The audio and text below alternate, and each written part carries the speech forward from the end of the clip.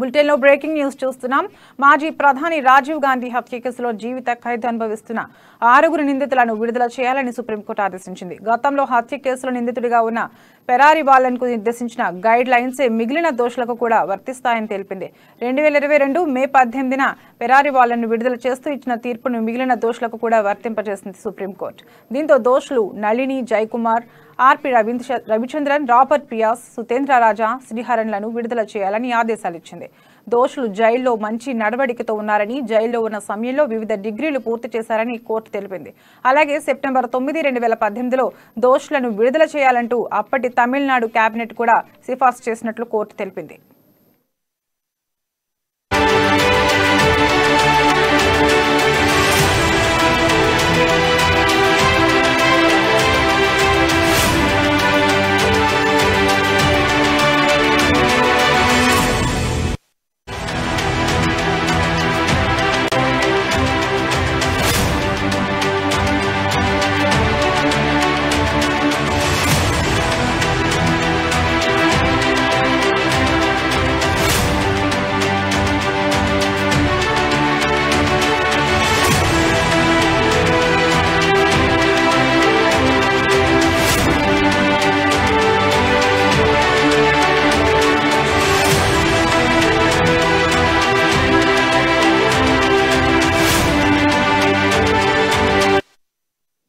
మాజీ ప్రధాని రాజీవ్ గాంధీ హత్య కేసులో జీవిత ఖైదు అనుభవిస్తున్న 6 నిందితులను విడుదల చేయాలని సుప్రీంకోర్టు ఆదేశాలిచ్చింది.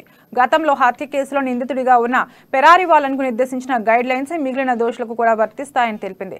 2022 మే 18న పెరారి వాలన్ను విడుదల చేస్తూ ఇచ్చిన తీర్పును మిగిలిన దోషులకు కూడా వర్తింపజేసింది సుప్రీంకోర్టు. దీంతో దోషులు నళిని, జయకుమార్, ఆర్పి రవిచంద్రన్, రాబర్ట్ పియాస్, సుతేంద్ర రాజా, శ్రీహరన్లను విడుదల చేయాలని ఆదేశాలిచ్చింది. దోషులు జైల్లో మంచి నడవడికతో ఉన్నారని, జైలులో ఉన్న సమయంలో వివిధ డిగ్రీలు పూర్తి చేశారని కోర్టు తెలిపింది. అలాగే సెప్టెంబర్ 9, 2018లో దోషులను విడుదల చేయాలంటూ అప్పటి తమిళనాడు కేబినెట్ కూడా సిఫార్సు చేసినట్లు కోర్టు తెలిపింది. ఇక ఇదే అంశంపై మరింత సమాచారం మా కరెస్పాండెంట్ కీర్తన అందిస్తారు. తరంగిణి, ఈ మాజీ ప్రధాని రాజీవ్ గాంధీ హత్య కేసులో సుప్రీంకోర్టు కీలక నిర్ణయం తీసుకుందని చెప్పొచ్చు. 6 దోషులు ఎవరైతే ఉన్నారో వాళ్ళని విడుదల చేయాలని కూడా ఆదేశాలు జారీ చేసింది. అయితే ఈ హత్య కేసులో జీవిత ఖైదు అనుభవిస్తున్న నళిని, శ్రీహర్, రాబర్ట్ పెన్, రవిచంద్రన్, రాజా, శ్రీహరన్, జయకుమార్లను కూడా విడుదల చేయాలని చెప్పి ఆదేశించింది. అయితే ముందస్తుగానే వీళ్ళందరినీ విడుదల చేయాలని కోరుతూ సుప్రీంకోర్టుని వాళ్ళు ముందుగానే కోరారు. వారందరినీ కూడా విడుదల చేయాలని చెప్పి కూడా సూచించింది సుప్రీంకోర్టు. అయితే ఈ కేసులో దోషిగా ఉన్న పేరీ రివాల్ ను కూడా కోర్టు విడుదల చేసింది. రాజీవ్ గాంధీ హత్య కేసులో ఈ 6 దోషులు కూడా జైల్లో జీవిత ఖైదు అనుభవిస్తున్నారు. వాళ్ళందరూ కూడా సత్ప్రవర్తనతో ఉన్నారని చెప్పి విడుదల చేయొచ్చనే ఒక కోణం నుంచి సుప్రీంకోర్టు ఆదేశాలు జారీ చేసింది.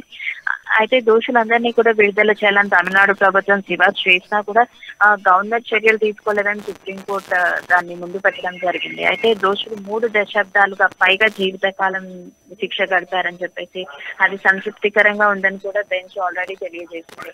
ఇదంతా చూసుకున్న తర్వాత గవర్నర్ చర్యలు తీసుకోలేనందుకు తాము చర్యలు తీసుకున్నట్లు కూడా ముందుగానే చెప్పడం జరిగింది.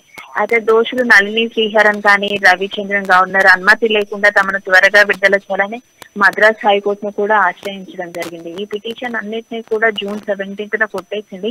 అయితే రాజ్యాంగంలోని ఆర్టికల్ 226 ప్రకారం అయితే హైకోర్టులకు అలా చేసే అధికారం లేదు. అయితే ఈ ఆర్టికల్ 142 ప్రకారం అయితే సుప్రీంకోర్టు ప్రత్యేక అధికారం ఉందని చెప్పి కూడా అప్పుడు పేర్కొంది.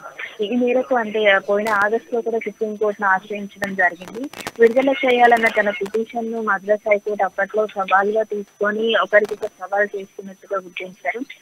ఇంత విచారించిన తర్వాత మొత్తం ఈ 6 దోషులను కూడా విడుదల చేయాలని ఆదేశాలు జారీ చేసింది. అయితే justice VR Gavai, justice BV నాగరత్నంతో కూడిన ధర్మాసనం ఈ మేరకు తీర్పును కూడా వెల్లడించడం జరిగింది. అయితే 1991 మే 21న అంటే దేశం మొత్తం ఒకందుకు దిగ్భ్రాంతికి గురైందనే చెప్పుకోవచ్చు. అప్పుడు ఆ సమయంలో చెన్నైలోని శ్రీపెరందూరులో రాజీవ్ గాంధీ హత్యకు గురయ్యారు అని చెప్పి మనందరికీ తెలిసింది. అయితే ధను అనే మహిళ ఆత్మహత్య దాడి చేసుకుని రాజీవ్ ని హత్య చేసింది. ఇందిరాగాంధీ హత్య తర్వాత ప్రధాని అంటే రాజీవ్ గాంధీ మొట్టమొదటి చిన్న వయస్కుడుగా బాధ్యతలు చేపట్టడం అప్పట్లో అందరికీ ఒక రకంగా చెప్పాలంటే ఆశ్చర్యకరమైన విషయమనే చెప్పుకోవచ్చు. అలా ప్రధాని ప్రధానమంత్రిగా ఆయన ఒక 40 ఏళ్ల వయసులోనే ప్రధానమంత్రి పదవిని చేపట్టారు.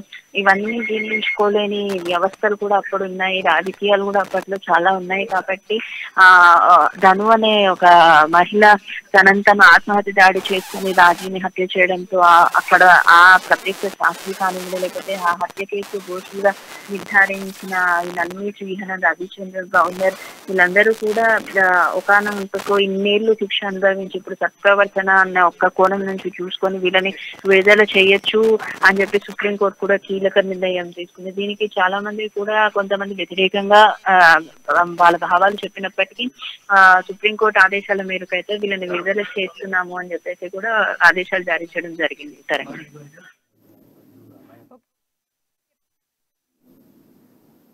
Thank you Keerthana.